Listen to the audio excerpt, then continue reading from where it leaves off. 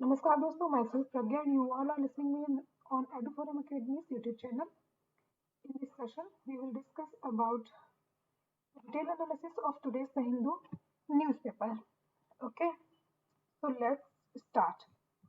पहली खबर तो आप जो लोग देख रहे हैं, सपोर्ट वाइडेंस फॉर भारत बंद का कल यानी 8 तारीख को हमारे जो किसान संगठन है और बाकी सब किसान भाई बहनों ने भारत बंद का ऐलान किया है, क्योंकि सरकार से इनकी मांग है कि जो 3 बिल आए हैं उनको स्क्रैप किया जाए, उनको खत्म किया जाए। लेकिन सरकार है उसने इनको 8 सूत्र दिए, 8 फॉर्मूले दिए कि भाई ये है हमारे 8 पॉइंट्स, हम इन पे काम करेंगे। हम 3 जो कानून है उनको बंद खत्म कैसे कर सकते हैं। लेकिन किसान संगठन इस पे अड़ा हुआ है कि नहीं, उसको एमएसपी की गारंटी चाहिए ही चाहिए। और दूसरी बात, आप जो लेके आए हैं आनंद फानंद में इन 3 बिलों को, इनको वापस ले लीजिए। अब इस खींचतान में कल भारत बंद का ऐलान है। विपक्ष और किसान संगठन ये सब भारत बंद करेंगे, तो देखते हैं आगे क्या होता है। ऐसी कोई खास खबर इसमें आज नहीं थी, क्योंकि कंटिन्यू आ ही रहा है किसान आंदोलन के बारे में। बस आप इस पर नजर रखिए, क्योंकि आने वाले टाइम में कुछ चेंजेस होंगे तो वो खबर इंपॉर्टेंट हो जाएगी आपके आने वाले एग्जाम के लिए। ठीक, एक न्यूज है ये मेघालय विलेज के बारे में। ये एक केस स्टडी है।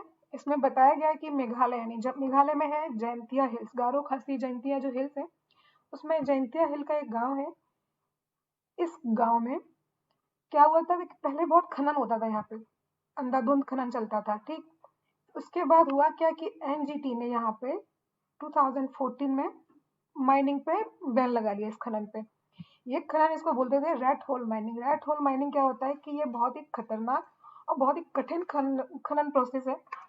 इसमें 4 से 5 मीटर का डायमीटर होता है, उसमें अंदर सुरंग जैसी जगह बनाते हैं, उसके अंदर जाके लेबर माइनिंग करते हैं।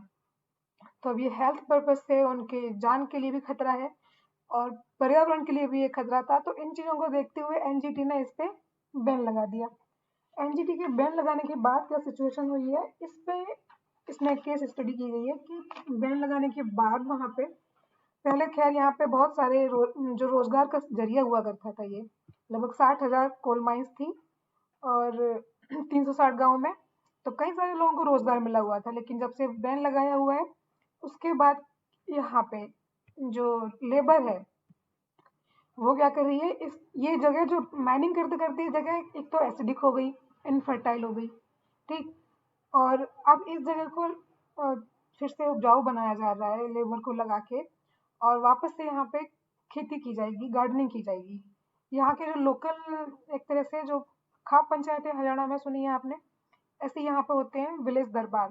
तो इन लोगों ने भी इस चीज पे बैन लगा दिया था कि यहाँ ऐसी कोई इलीगल माइनिंग नहीं होगी। हालांकि इलीगल माइनिंग अभी भी हो रही है, बट एक तरह से बैन लगा हुआ है। तो यहाँ के जो लोग हैं अब वहाँ पे प्लांटिंग कर रहे हैं, खेती करेंगे और गार्डनिंग करेंगे।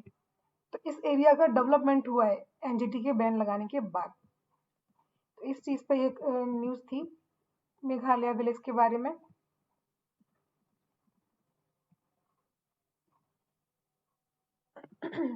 एक खबर यह है, ये वैक्सीन को लेके रोज ही आ रही है, वैक्सीन से रिलेटेड कोई ना कोई न्यूज।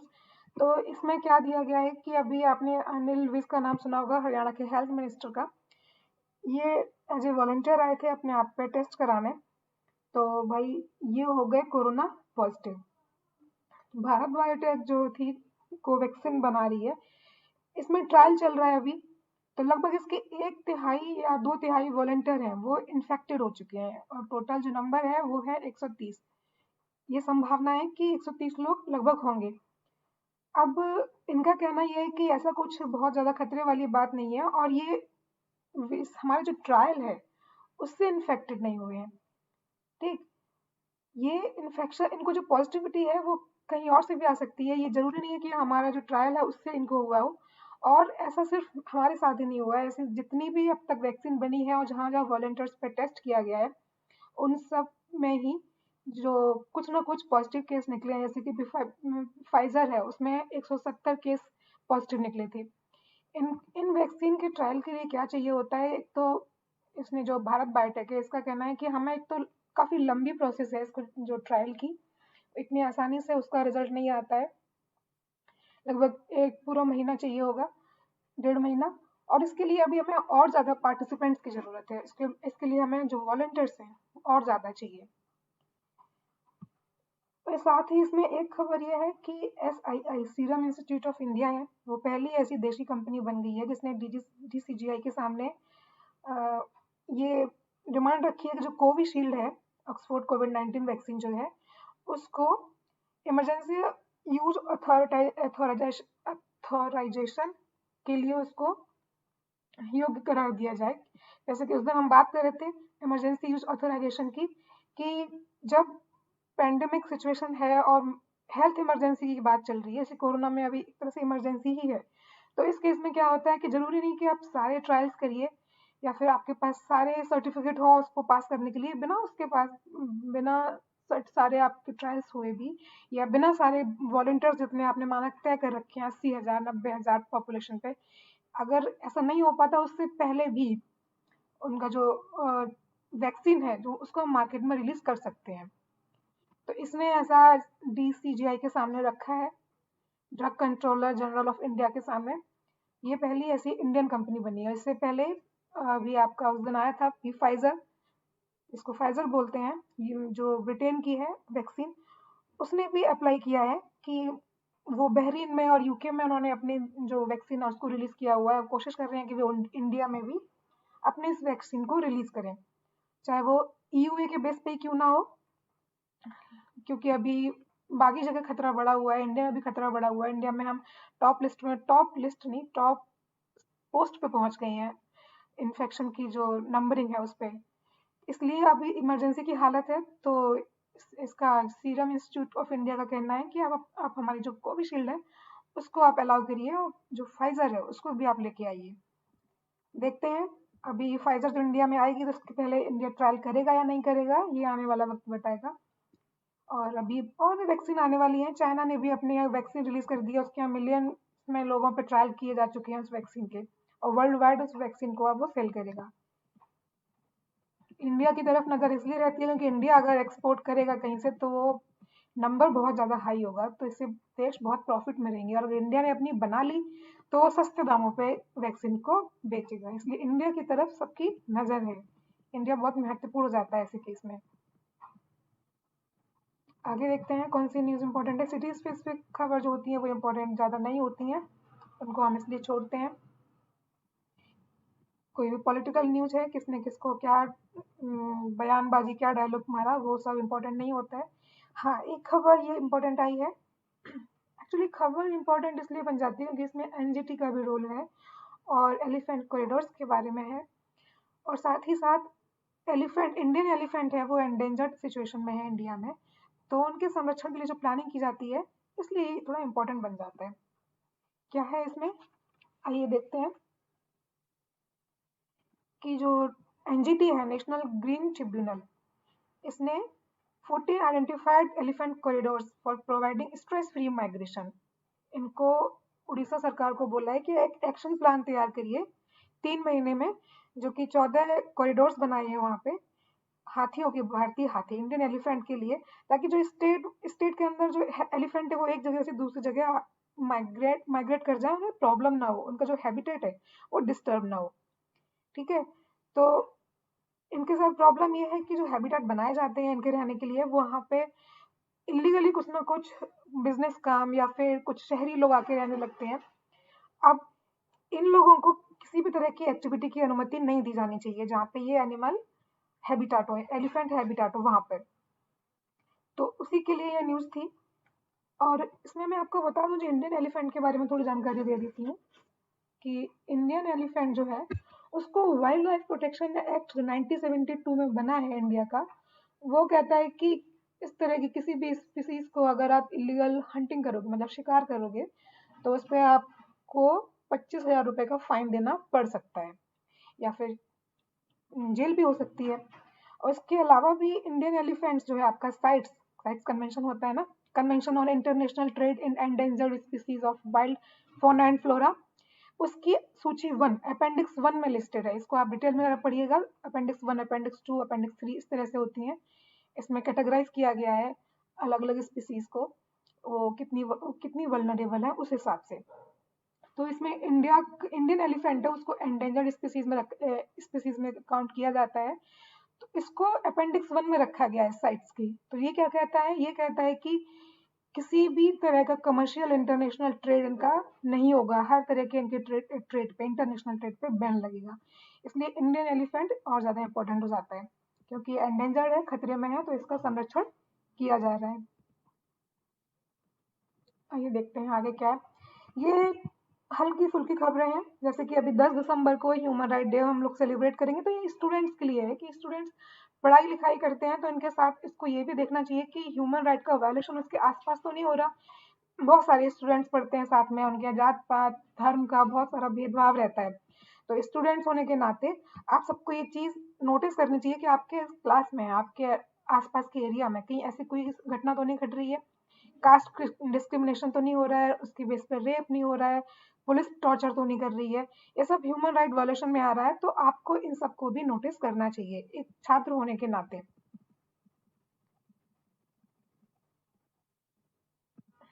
ये एडिटोरियल पेज है, इसमें कल्चर एंड पीस के बारे में थोड़ा इम्पोर्टेंट था, क्योंकि अभी 2 दिन पहले न्यूज़ में आया था कि यूनाइटेड नेशन जनरल असेंबली था, उसमें इंडिया ने अपना पक्ष रखा है।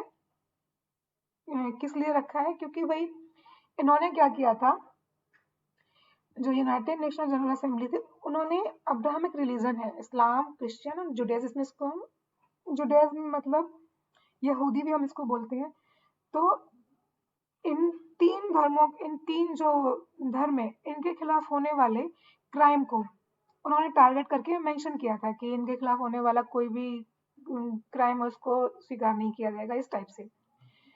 तो अब इंडिया ने अपना पक्ष ये रखा है कि भाई देखो, इन 3 धर्मों के अलावा और भी धर्म है, ठीक है, इस्लामोफोबिया है, क्रिश्चियनोफोबिया है, एंटीसेमिटिज्म भी है, लेकिन इसके साथ हिंदू, सिख, बुद्धिज्म, इनके खिलाफ भी तो कितने क्राइम होते हैं। अफगानिस्तान, पाकिस्तान का एग्जाम्पल दिया था हमारे जो इंडियन पक्षकार थे, उन्होंने बोला था कि बामियान बुद्धा की जो स्कल्पचर था उसको आपने डिस्ट्रॉय किया गया, जब देखा था, वो भी तो एक क्राइम है।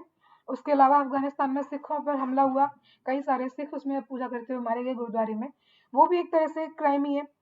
आपने उसको सपोर्ट क्यों नहीं, उसको आपने मेंशन क्यों नहीं किया? क्या ये क्राइम क्राइम में नहीं आता? हिंदू की पॉपुलेशन कितनी ज़्यादा है, हिंदू धर्म को फॉलो करने वाले कितने लोग हैं। और पाकिस्तान में हम अक्सर देखते हैं कि इंडियन रिलीजन्स के अगेंस्ट यहाँ प्रोपेगेंडा चलता है, तो आप इनको भी मेंशन करिए। सारे धर्म एक से हैं, और हम इंडिया तो मानते हैं कि हमारे इंडिया में ऑलमोस्ट सारे धर्म के लोग रहते हैं, तो इसलिए हम यहाँ पे ज़रूरी हो जाता है कि हम सब किसी भी धर्म के खिलाफ होने वाले क्राइम को क्राइम की तरह मेंशन करें और सबको हम सीरियसली लें। अब यूनाइटेड नेशन जनरल असेंबली जब ये चीज़ मेंशन करती है तो ज़्यादा बात इंपॉर्टेंट हो जाती है। अगर वो छोड़ती है कुछ चीज़ों को, तो लोग भी उसको हल्के में लेंगे, बाकी कंट्रीज भी उसको हल्के में लेंगी, सीरियसली नहीं लेंगी। इसलिए ज़रूरी हो जाता है कि आप सबको मेंशन करिए, सारे धर्मों के खिलाफ होने वाले क्राइम को क्राइम की तरह लीजिए।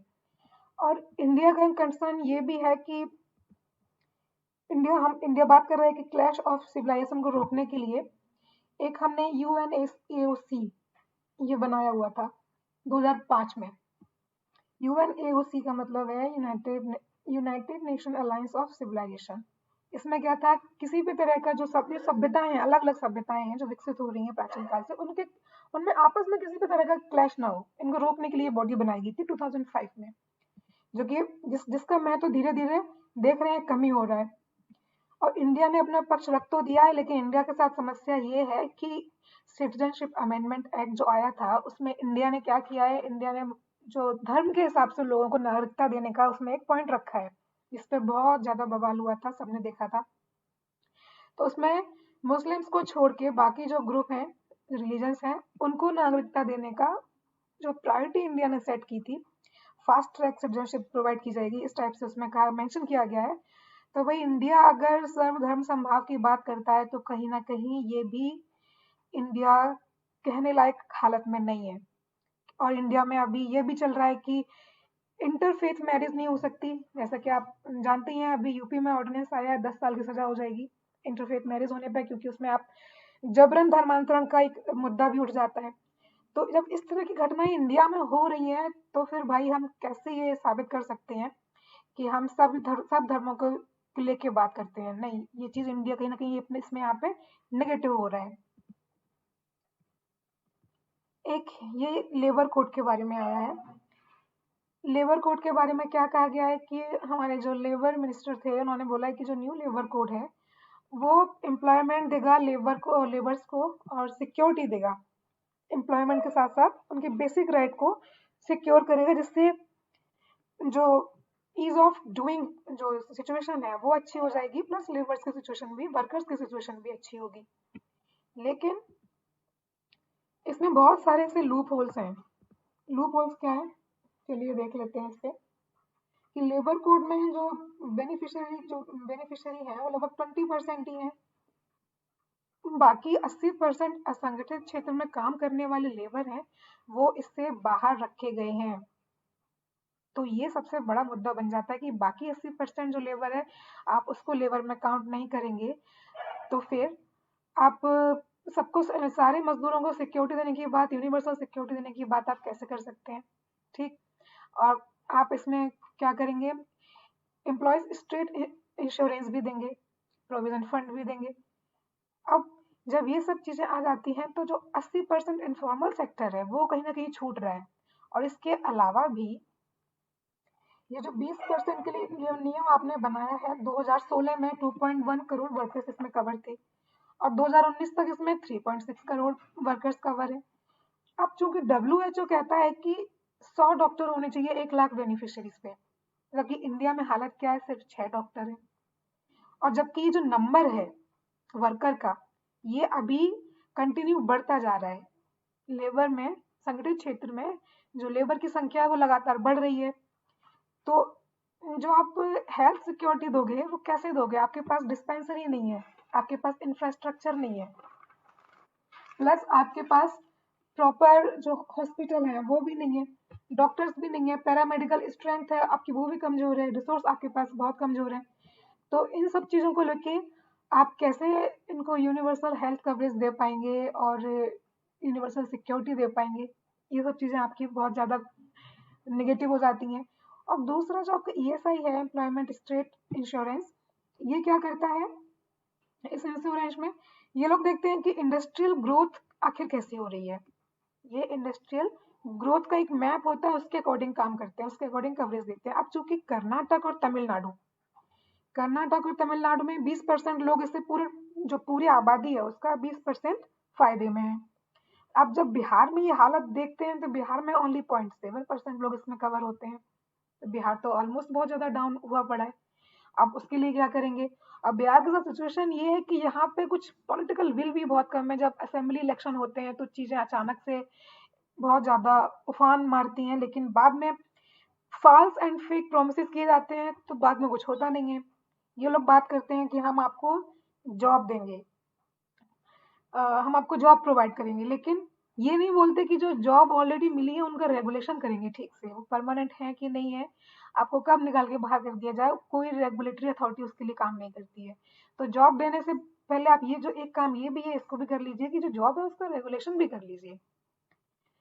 अब जो नया कोड है उसमें बीड़ी वर्कर्स को भी शामिल किया गया है। ये अच्छी बात है कि इसमें लगभग 5 लाख होम बेस्ड वुमेन है, क्योंकि जो बीड़ी बनाने वाली जो जनसंख्या है उसमें ज़्यादातर होम बेस्ड वुमेन है, उनको कवर किया गया है। उनके बच्चों को एजुकेशन सिक्योरिटी दी जा रही है, हेल्थ सिक्योरिटी दी जा रही है। तो ये इसमें एक प्लस पॉइंट है क्योंकि इसमें ज़्यादातर महिलाएं शामिल हैं और एजुकेशनल स्कीम है जिसकी वजह से बच्चे पढ़ पा रहे हैं और जो गरीबी है उससे बाहर निकल पा रहे हैं। अब चूंकि जो बीड़ी वर्कर्स हैं ये देख रहे हैं कि भाई ठीक है, हमें अगर यूनिवर्सल सोशल सिक्योरिटी नहीं मिल रही है तो कम से कम इसके बदले में हमें जो एजुकेशनल सिक्योरिटी मिल रही है, जो सुविधाएं मिल रही हैं, चलिए यही काफ़ी है। ये इसमें कई सारे लूपहोल्स थे तो ये मैंने आपको बताए। अब इसमें सेकंड क्लेम क्या किया गया है कि सरकार ने बोला कि इनको मिनिमम वेज दिया जाएगा, मतलब मजदूरी की मिनिमम सीमा तय की जाएगी, कम से कम इतनी मजदूरी तो इनको दी ही जाएगी। अब भाई देखना ये है कि जो मिनिमम वेज दिया जा रहा है उसमें अब तक 30% लोग इसमें कवर हैं, ठीक, सिर्फ 30% लोग, बाकी अभी छूट रहे हैं, उनका क्या? और अभी जो लेबर मिनिस्टर थे उन्होंने अनाउंस किया था 2019 में कि 178 पर डे रुपये, ये मिनिमम मजदूरी होगी। लेकिन बाद में फाइनेंस मिनिस्टर आपकी जो है निर्मला सीतारमन जी, उन्होंने बोला कि नहीं, 202 रुपये मिनिमम तो होनी चाहिए पर डे, लेकिन फिर भी ये बहुत कम है। किससे? 2011 में रंगराजन कमेटी बनी थी, उन्होंने पावर्टी लाइन परिवार पर खर्चे की एक मिनिमम सीमा तय कर दी थी। उन्होंने सीमा जो तय की गई थी वो कितनी थी? लगभग 375 जो रुपए थे वो किया गया था कि 375 रुपए कम से कम आपको देने हैं, बीपीएल फैमिली है उसको। अब उसके हिसाब से भी ये 202 रुपए बहुत कम है इस कमेटी के अनुसार भी। अब चूंकि सरकार के पास खर्चा है ज्यादा, उसको राजस्व मिल रहा है कम, तो उस हिसाब से वो भी अपना जो खर्चा है उस पर कंट्रोल करके इन चीजों को पॉलिसी बनाती है। तो सरकार की भी मजबूरी बन जाती है कहीं ना कहीं। और सरकार के साथ समस्या ये है कि ये ईज ऑफ डूइंग बिजनेस को लगातार इम्प्रूव करने में लगे, कि हमारी जो रैंकिंग है, हम टॉप 100 में पहुंच चुके थे और हमारी जो रैंकिंग है वो लगातार सुधर रही है ईज ऑफ डूइंग बिजनेस में। इसमें क्या होता है कि हम देखते हैं कि आपके आपके देश में जो बिजनेस करने का माहौल है वो कितना अच्छा है। मतलब लोग इन्वेस्टमेंट कर रहे हैं, तो उनका जो रजिस्ट्रेशन होता है किसी बिजनेस को डालने के लिए वो कैसे हो पा रहा है, और बिजनेस स्टार्ट करने में उन्हें कितनी समस्याएं आ रही हैं। प्लस बिजनेस जब उनका स्टार्ट हो जाता है उसके बाद बहुत सारी समस्याएं होती हैं, इंफ्रास्ट्रक्चर की, लाइट की और पैसों की। तो ये सब चीज़ें आपके यहाँ कितने अच्छे से काम कर पा रही है, इनको देख के दिया जाता है आपका ईज ऑफ डूइंग बिजनेस का रैंक। तो उसमें इंडिया लगातार सुधार कर रहा है। अब भाई इसमें आप अपनी रैंक बढ़ा रहे हैं, इससे जो आर्टिकल है वो कहता है कि ईज ऑफ डूइंग बिजनेस में रैंक बढ़ाने से बेहतर है कि आप एक काम करिए, जो एम्प्लॉयमेंट की सिचुएशन है उसको आप ठीक करिए, आपके यहाँ जो एम्प्लॉयर्स हैं उनकी सिचुएशन है उसको ठीक करिए। ये इनका पूरा कहने का सार है। ये एमपीसी पॉलिसी चल रहा है अभी। मॉनिटरी पॉलिसी कमेटी जो आपकी थी आरबीआई की, उसने अभी अपने जो repo rate, reverse repo rate को स्टेबल करके रखा है। तो उस पर ये थोड़ा सा आर्टिकल है, ये कहते हैं कि भाई महंगाई इतनी बढ़ी हुई है, आप जो ग्रोथ को प्रायोरिटी दे रहे हैं बजाय किसके, प्राइस स्टेबिलिटी को लेके। ये तो एक तरह से बहुत बड़ा इकोनॉमी के साथ रिस्क है। आप एक काम करिए, आप पहले जो प्राइस है उसको स्टेबल करिए, उसके बाद फिर आप ग्रोथ को फोकस करिए, ऐसा इनका कहना है। और महंगाई इतनी बढ़ रही है, अभी कल ही हमने पढ़ा था कि आरबीआई के डिप्टी जो चीफ थे उन्होंने बोला था कि सप्लाई चेन मैनेजमेंट अगर हमारा सुधर जाए, सप्लाई चेन मैनेजमेंट अगर ठीक हो जाए, तो हमारी जो महंगाई है वो अचानक से बहुत कम हो जाएगी। तो हमें इस पे भी फोकस करना है। ये आपका पूरा कहने का इनका सार यही था कि एमपीसी जो है उसको ध्यान देना चाहिए कि आपका जो अप्रोच है वो गलत है। आप प्राइस फिक्स करिए, और अभी जो सर्दियां हैं तो जो सब्जियों का दाम है और अदर फूड प्राइसेस हैं जैसे कि आपकी अनाज है वो तो ठीक है, लेकिन अचानक ही ये रेट कभी भी बढ़ सकते हैं, और इनकी रेट ऑलरेडी बढ़ी हुई है, जो महंगाई है वो ऑलरेडी बढ़े हुए लेवल पे है। और आपने अपनी इकोनॉमी का जो एक मैप तैयार किया है वो तो आपने बहुत पॉजिटिव वे में शो किया है कि हमारी इकोनॉमिक कॉन्ट्रैक्शन अचानक से कम हो गई है, पहले 23% था, अब अचानक से 7% पे आ गई है। तो इस तरह से आपने जो बनाया है ये भी कहीं ना कहीं एक फॉल्स लगता है इसमें, ये भी कंसर्न की बात है, तो इस पे भी आप फोकस करिए। ये इस आर्टिकल का सार था। क्योंकि डेली इकोनॉमी में कुछ ना कुछ आ रहा है, रोज रोज वही खबरें बताना सही नहीं लगता है। ये एक और आर्टिकल इकोनॉमी पे आ गया है। इकोनॉमी बहुत ज़्यादा हाईलाइटेड टॉपिक है आजकल, ट्रू फिस्कल रिस्पॉन्सिबिलिटी। इसमें कह रहे हैं कि सरकार ने अचानक से अपने जो खर्चे हैं, मतलब पब्लिक, एक तो मंदी का दौर चल रहा है, क्योंकि डिमांड मार्केट में बहुत कम है, लोगों के पास पैसा नहीं है, पैसा है उसी को बचा के खर्च कर रहे हैं, डिमांड कहाँ से होगी, लॉकडाउन इतना लंबा चला है, पैंडेमिक का दौर है। तो अगर सरकार भी ऐसे में खर्च नहीं करेगी तो इकोनॉमी के लिए बहुत बड़ा डिजास्टर हो जाएगा, ऐसा इनका कहना है। और अभी कल परसों ही न्यूज़ में, कल परसों की न्यूज़ थी, उसमें सरकार का कहना था कि हमारी इकोनॉमी वी शेप, जो ग्राफ है उसका इकोनॉमी का वो वी शेप में है, मतलब हम जितनी स्पीड से नीचे आए थे हम उतनी स्पीड से वापस ऊपर जाएंगे। तो इनका कहना है कि जब तक आप पब्लिक एक्सपेंडिचर नहीं बढ़ाएंगे, मार्केट में डिमांड पुश नहीं करेंगे, तब तक इस तरह की जो एजम्पशन है वो कम्प्लीटली फॉल्स रहेंगे, इनका कोई मतलब नहीं बनता है। तो ये थी एनएसओ के स्टेटमेंट में, नेशनल स्टेटिस्टिकल ऑफिस है, उसके जो डाटा आए थे, उसकी जो एस्टिमेशन था, उस पर इनका ये कहना था कि जो आजकल न्यूज़ में चल रहा है बहुत ज़्यादा इकोनॉमी वापस बहुत ग्रो कर रही है और हम मंदी के दौर से बाहर निकलेंगे, ये अभी पूरी तरह फिगर आउट नहीं हो पाया है। ये प्री एजम्पशन काफ़ी काफ़ी हद तक लैक ऑफ डाटा की वजह से ये फॉल्स लगती हैं। इकोनॉमी की खबरें आपकी हो गई, चलिए आगे बढ़ते हैं। रिपीटेड खबरें आखिर कहाँ तक आपको हम सुनाएंगे। इसमें एक न्यूज़ ये है कि जो हम्पी है, हम्पी चैरियट रथ मंदिर है हम्पी का, तो ये इस रथ मंदिर पे इन्होंने, जो सरकार है, आर्कियोलॉजिकल सर्वे ऑफ इंडिया है, उसने क्या किया है कि बैरिकेड लगा दिए हैं। देख रहे हैं ना फोटो में बैरिकेड लगे हुए हैं कि आप लोग फोटो लें लेकिन दूर से। इंडिया में बहुत एक अजीब ही माहौल है कि हम जब भी ऐसा कोई किला देखते हैं, ऐसा कोई मूर्ति देखते हैं, किले की दीवारें हैं, वहाँ आपने अक्सर लिखा देखा होगा कल्लू लव पुष्पा, और उसमें एक उड़ रहा होगा तीर दिल को चीर के। तो इस तरह की जो हम हरकतें करते हैं ना, नॉनसेंस टाइप की, इन सबको रोकने के लिए सरकार ने यहाँ पे कहा कि भाई ठीक है, इनसे दूर रह के, इनको टच नहीं करना है, आपको दूर रह के फोटो खींचो, दूर रह के विजिट करो। आर्कियोलॉजिकल सर्वे ऑफ इंडिया का कहना है। अब ऐसा क्यों कहा है कि क्योंकि आपका जो हम्पी है वो यूनेस्को की वर्ल्ड हेरिटेज साइट में है, इसलिए इसको बचाना, इसका संरक्षण करना और ज्यादा इम्पोर्टेंट हो जाता है। और 3 रथ मंदिर हैं इसमें, एक हम्पी है और कोणार्क उड़ीसा में है जगन्नाथ का रथ मंदिर, और तमिलनाडु में महाबलीपुरम। ये रथ मंदिर, 3 रथ मंदिर बहुत इंपॉर्टेंट है ये।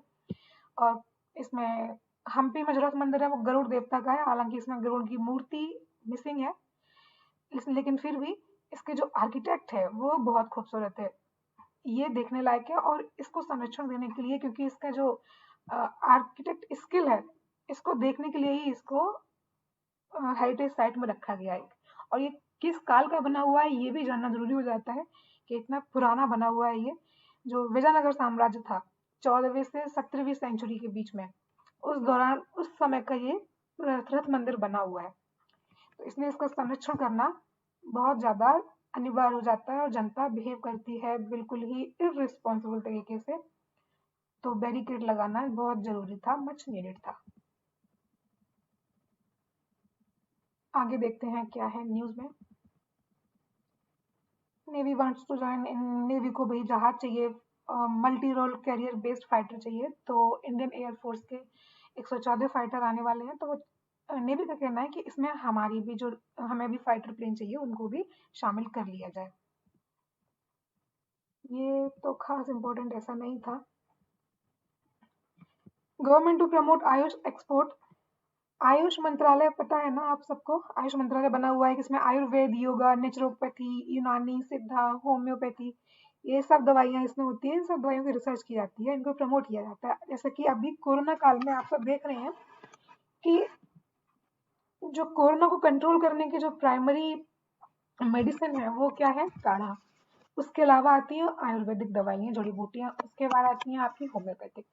इसमें एलोपैथी का अभी स्टार्टिंग में कोई रोल नहीं रहा है, जब तक वैक्सीन नहीं बनेगी तब तक एलोपैथी इसमें काम नहीं करेगी। और जनता का जो विश्वास है इवन पूरे वर्ल्ड में, वो आयुर्वेद पे और नेचुरोपैथी पे गया है इस पेंडेमिक के दौरान। तो अब आयुष मंत्रालय का कहना ये है, सरकार का कहना ये है कि आयुष मंत्रालय अपनी जो आयुर्वेद की जो दवाइयाँ हैं, होम्योपैथिक की दवाइयाँ, यूनानी दवाइयाँ हैं, इन सबको प्रमोट करने के लिए, एक्सपोर्ट करने के लिए एक कमेटी बनाई जा रही है, ताकि इनको सही मूल्य पे और मार्केट से कंपटीशन कर पाएंगे।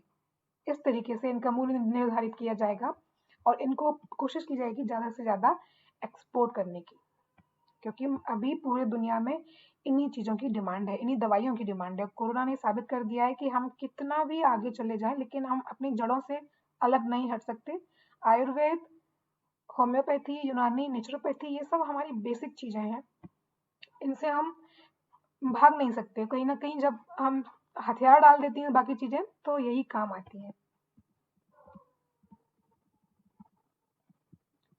ये ब्रेग्जिट इशू है यूरोपियन यूनियन का। यूरोपियन यूनियन में आप सब जान लीजिए 27 कंट्री हैं और ब्रिटेन इससे पीछे हट गया था क्योंकि रेफरेंडम हुआ था, तो उसमें वहाँ की जनता ने बोला था कि हमें यूरोपियन यूनियन में रहकर कुछ खास फायदा नहीं मिला है, बाकी कंट्रीज हैं, हमारा मार्केट डाउन होता है और हमें इससे ज़्यादा लाभ नहीं मिल रहा है तो हम इससे बाहर निकल जाते हैं, और इसको नाम दिया गया था क्या, ब्रेक्जिट। तो वही सालों से वार्ता चल रही है, नेगोशिएशन हो रहा है कि वापस आ जाओ, यूरोपियन यूनियन में शामिल हो जाओ, ब्रिटेन को बोला जा रहा है, लेकिन अभी इनका जो नेगोशिएशन है वो कंप्लीट नहीं हुआ है। तो वही न्यूज़ थी ये ध्यान रखना है, यूरोपियन यूनियन में 27 कंट्री है, ये फैक्ट है, आपको वनडे एग्जाम में भी काम आ सकता है। लंदन में भी जो फार्म बिल्स है उसके अगेंस्ट प्रोटेस्ट चल रहा है, वो आप खबर देख सकते हैं। Saudi Prince hit out at Israel, ये फिलिस्तीन का इशू है। सऊदी अरेबिया के जो प्रिंस थे नहीं मतलब हैं, उन्होंने इसराइल को क्रिटिसाइज किया है कि वो फिलीपींस नहीं, फिलिस्तीन को अपनी टेरिटरी में शामिल दिखाता है, उसको स्वतंत्र देश का दर्जा, स्वतंत्र टेरिटरी का दर्जा नहीं दे रहा है, और वहाँ पे शांति बहाल नहीं होने दे रहा है, ऐसा इनका कहना, आरोप है इसराइल पे। इसमें आप जानते हैं ना, कंट्री बटी हुई है, कुछ इसराइल के फेवर में है, कुछ फिलिस्तीन के फेवर में है। इंडिया का रोल भी इसमें बहुत इंपॉर्टेंट हो जाता है। इंडिया के इसराइल से, नेतन्याहू से बहुत खास संबंध है, मोदी जी के तो खासकर बहुत ज़्यादा अच्छे संबंध है। आने वाले टाइम में देखते हैं क्या होता है, क्योंकि इंडिया इसराइल को अपना दोस्त मानता है और इसराइल भी इंडिया के सपोर्ट में हमेशा खड़ा रहता है। लेकिन फिलिस्तीन भी इंडिया का सपोर्ट चाहता है। इंडिया ने अपना पक्ष एक तरह से क्लियर नहीं किया है अभी, इसमें स्टैंड बाई मोड पे फिलिस्तीन को रखा हुआ है, लेकिन फिलिस्तीन चाहता है कि इंडिया इसमें अपना रोल अदा करे, तो बात आगे बढ़े, थोड़ा शांति स्थापित हो। लेकिन इसराइल किसी भी हद पे छोड़ने को तैयार नहीं है अपनी जीत, कि वो फिलिस्तीन को अलग नहीं मानेगा, अलग दर्जा नहीं देगा।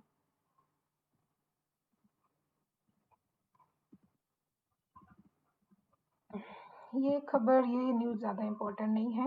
अगर आपके पास टाइम है, मूड है, तो भाई ज़रूर पढ़िए। यूपीएससी इधर नहीं झांकने आएगा, इस बात की गारंटी है। यूपीएससी कहाँ आएगा, यूपीएससी आएगा इधर, रोबोटिक सर्जरी पे। ये एक बड़ी अच्छी खबर है कि अब तक जो insurance regulatory and development authority of India है, IRDAI, वो हेल्थ पॉलिसीज देता है किन किन इश्यूज पे, मेंटल इलनेस पे, अल्जाइमर पे, ओबेसिटी पे, पार्किंसन डिजीज पे, इन पे हेल्थ इंश्योरेंस पॉलिसी मिलती है। लेकिन अभी तक रोबोटिक सर्जरी पे कोई इंश्योरेंस पॉलिसी नहीं थी। जैसे कि अभी आप कोविड के दौर में देख चुके हैं कि अब हेल्थ बहुत ज़्यादा इंपॉर्टेंट मुद्दा हो गया, तो हेल्थ इंश्योरेंस भी जो है वो बहुत इंपॉर्टेंट है। तो इस तरह से ऐसी पॉलिसीज बनाई जा रही हैं कि इसमें हर कोई कवर हो सके, आम आदमी तक इसकी पहुंच हो सके। तो रोबोटिक सर्जरी में यही है कि रोबोटिक सर्जरी का खर्चा इंडिया में बाकी देशों की अपेक्षा बहुत कम होता है। यूएस, यूके, कनाडा, इन देशों के कंपैरिजन में इंडिया में इलाज बहुत सस्ता है, लेकिन एक मिडिल क्लास फैमिली के लिए भी बहुत महंगा है। 5 लाख से 6 लाख इनकी कॉस्ट होती है, बाकी देशों में इससे भी ज़्यादा है। और चूंकि इंडिया में इस कॉस्ट, एक तो कॉस्ट फ्रेंडली है बाकी देशों के लिए, तो बाहर से लोग बहुत आते हैं इंडिया में। मेडिकल टूरिज्म इसको नाम दिया जाता है, बहुत इंपॉर्टेंट टर्म है मेडिकल टूरिज्म, कि लोग अपना इलाज कराने इंडिया में आते हैं। हालांकि हम इंडियंस ये बात मानते हैं कि इंडिया की जो हेल्थ स्ट्रक्चर है, हॉस्पिटल इंफ्रास्ट्रक्चर है, वो इतने ज़्यादा स्ट्रॉन्ग नहीं है, बट फिर भी इंडिया का जो इलाज है वो दुनिया देश में बहुत ज़्यादा अच्छा माना जाता है, पॉकेट फ्रेंडली होता है, तो लोग यहाँ आते हैं। तो अब इन चीज़ों पे अगर हेल्थ इंश्योरेंस दिया जाएगा, तो एक तरह से इसमें बाकी लोग भी जो है, जिनकी पहुंच यहाँ तक नहीं है, वो भी अपना इलाज करवा सकते हैं। ठीक है, तो ये बहुत इंपॉर्टेंट न्यूज़ थी और बहुत अच्छी न्यूज़ भी थी, एक तरह से बोल सकते हैं। इससे सर्जरी की कॉस्ट है वो लोग वहन कर सकते हैं उस पर आसानी से। बाकी जो सर्जरी होती हैं उनमें रोबोटिक सर्जरी बहुत ज़्यादा महंगी है, इसलिए इस पे इंश्योरेंस देना ज़रूरी है। और जब रोबोटिक सर्जरी की बात आती है तो लोग इतने ज़्यादा निश्चिंत हो जाते हैं कि भाई इसमें ये मैन हैंडेड वर्क नहीं है, लोग काम नहीं करेंगे, लोगों से गलतियां होने का डर रहता है, भाई इंसान है, एरर होते हैं, ह्यूमन एरर जिसको बोलते हैं। जब मशीन है तो डेफिनेटली बिना ज़्यादा चीर फाड़ किए एकदम प्रिसाइजली वर्क कर सकती है, तो लोगों का इसमें भरोसा बढ़ रहा है रोबोटिक सर्जरी पे। इसलिए बाहर से, विदेशों से लोग इलाज कराने इंडिया आते हैं रोबोटिक सर्जरी के लिए, और इंडियंस भी कोशिश करते हैं कि वो रोबोटिक सर्जरी अफोर्ड कर पाए। तो हेल्थ इंश्योरेंस इसलिए ज़्यादा इम्पोर्टेंट हो जाता है। ठीक, बढ़ते हैं आगे। क्या है आज की और खबरें खास? देखिए, खबर आपकी यहाँ खत्म हो गई। क्रिकेट से यूपीएससी को लेना देना नहीं रहता है, अब तक के मैंने अपने टाइम में नहीं देखा है कि क्रिकेट से खबर आई हो। हाँ, जब कोई नेशनल इंटरनेशनल न्यूज़ बनती है तो आती है, अदरवाइज कोई खबर नहीं आती क्रिकेट से रिलेटेड, तो उसको आप भूल जाइए, बाकी खबरों पर ध्यान दीजिए। और अगर आपको किसी भी तरह का कोई डाउट हो आज के इस सेशन में, तो प्लीज़ कमेंट बॉक्स हाजिर है, आप उसमें सवाल करिए, हम उसका आंसर देंगे। और भी आपकी कोई क्वेरीज हो हमारे एडुफोरम एकेडमी के बारे में, तो यूट्यूब पे अलग अलग वीडियोस देखिए, उसमें हमारे चैनल के नंबर, कॉन्टैक्ट नंबर्स दिए जाते हैं, आप उस पर फ़ोन कर सकते हैं, मैसेज कर सकते हैं, व्हाट्सअप कर सकते हैं। बाकी यूट्यूब का कमेंट सेक्शन तो है, इसमें आप बेझिझक कुछ भी सवाल पूछ सकते हैं, ठीक है, जो इस सेशन में समझ में ना आया हो, या आपके कुछ सुझाव हो तो आप वो भी दे सकते हैं, कुछ पूछना चाहते हैं वो पूछ सकते हैं, बताना चाहते हैं तो उसको भी बता सकते हैं। तो अब बिना ज़्यादा बातचीत को मैं आगे बढ़ाए इस सेशन को यहीं पे एंड करती हूँ। कोशिश करती हूँ कि मेरी कोशिश ये रहती है कि आपको सारी चीज़ें कवर हो जाएं, सब चीज़ें समझ में आए, एक्स्ट्रा जो फालतू चीज़ें हैं वो आप तक ना पहुँचे। तो इसी के साथ मैं इस सेशन को समाप्त करती हूँ। जय हिंद, नमस्कार, धन्यवाद।